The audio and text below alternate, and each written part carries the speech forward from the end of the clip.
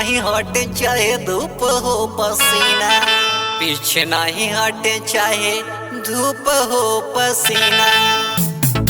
माथा वाला गाँव टीका मटिया के, माथा वाला गाँव टीका मटिया के, निकला गई हमरे यादव जी बुलाटिया पे, निकला गई हमरे यादव जी बुलाटिया पे।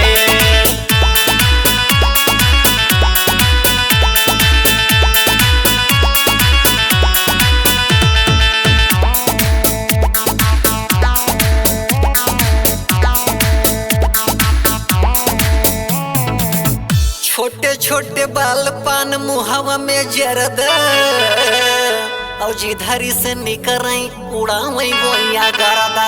हाँ जिधरी से निकरई उड़ावई गोया गरदा।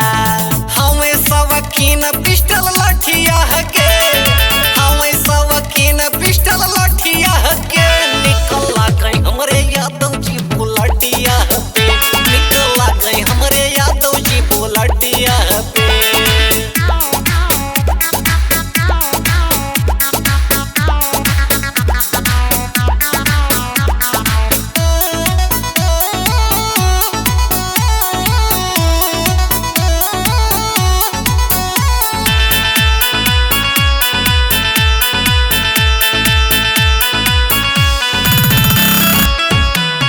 रक्षा करे सीमा के दहाड़ जाके फौज में, और तब हमार कुटुंब परिवार सखी मौज में, तब हमार कुटुंब परिवार सखी मौज में। याद दुश्मन के दिला में दूध छठिया के, याद दुश्मन के दिला में दूध छठिया के, निकला गई हमरे यादव जी बुलाटिया पे, निकला गई हमरे यादव जी बुलाटिया पे।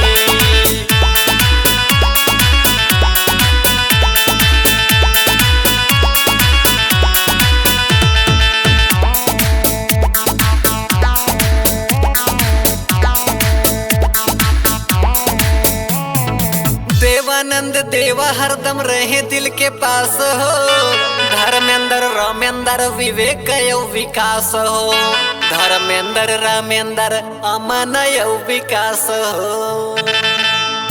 उनके बोली बोली जाऊं मैं सुरतिया पे, उनके बोली बोली जाऊं मैं सुरतिया पे, निकला गई हमरे यादव जी बुलाटिया पे, निकला गई हमरे यादव जी बुलाटिया पे।